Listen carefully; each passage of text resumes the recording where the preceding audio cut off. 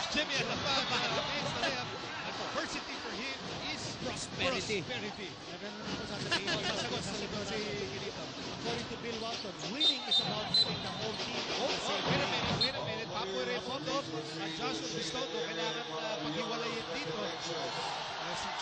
Si Timko na umaawat kay Josh Urbistondo. Meron yata Ito kakapasok yun. Si Pamboy Raimundo. Kakapasok lang ni Pamboy.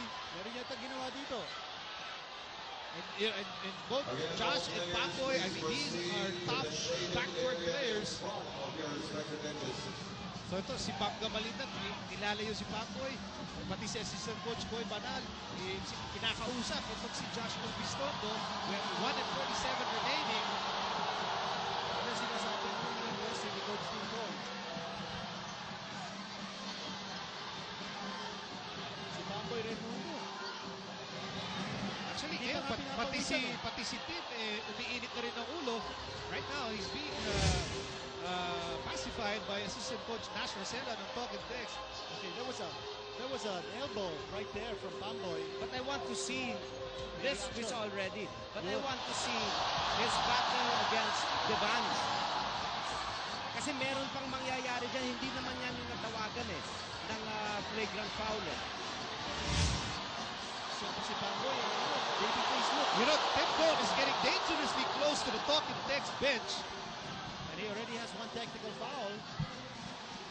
And right now, apparently, pati si Coach Timko and Coach Norman Black of Talk and Text have exchanged some words. Obviously, we cannot hear what they're saying, but they seem to be talking kanina. Very emotional finish dito. Stand corrected. Coach Rodriguez did not change his shirt. Oh, what a very emotional moment. Very tense. With 1:47 to go, this game is virtually over. Denzel Foles sa kaupo, si James Yap, hindi na binalik. At yung mga shock movers ng Talking Text, nasa loob na, Linda, si Pamboy.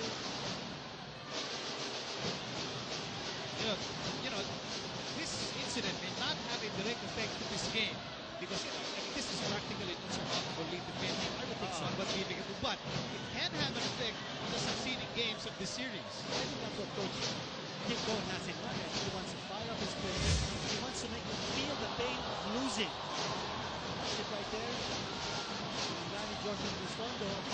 Si Pamboy, patay mali siya. Yes. Pero ito, hindi natin kung ano ginawa ni... Pamboy Raimundo hit Joe Devans on the tape. At nakita ni Alvin Patrimonio what happened. Yun ang hindi natin nakita. Ngayon, nakita na natin. Joe Devans getting it on the back of the head, and Pamboy is gonna get it for sure. You can hear the fans reacting sa loob ng Araneta Coliseum. Nobody saw that. They can see it in the big screen on top of the basketball court. So, you know, it all started with Pamboy and Bistondo. Pamboy, you're really getting it from the BMEC fans inside the Big Dome. And then nagkaroon ng follow-up between Pamboy and Joe Devans. Meron bang ginawa si Joe Devans? Yun ang gusto natin makita. If we can have a Well, different dinaanan siya ni angle. Joe. Dinaanan ni Joe. Now, we couldn't see if may ginawa si Joe because, nakatalikod sa atin si Pamboy. Ano kaya kung panoorin ulit natin yung sequence na yun? Yeah, on our angle, we did not see anything. But that was a reaction ni Pamboy na may nangyari ba? Yun ang hindi pa natin makita. I think, maski na ba may mangyari, no? Even nasanggahan siya ni Joe Devans, I think you really cannot justify yung ginawa ni Pamboy. Talagang pinanatan ng clothesline sa likod. Okay, so our officials are sorting it out. Pamboy Raimundo.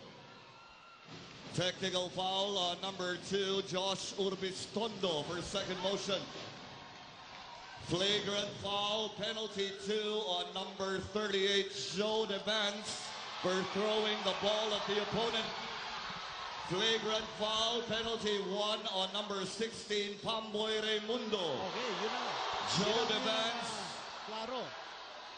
Si Joe Devans. Pamboy Raimundo out of the playing court for incurring 2 flagrant fouls.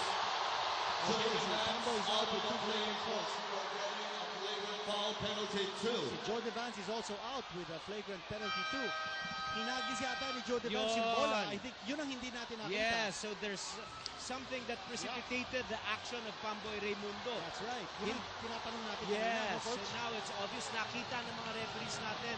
At mukhang wala naman objection from the bench of BMEG Yeah. and also the bench ni Coach Chot Reyes ng Token Pero hindi natin nakita yun, ha? Yung sequence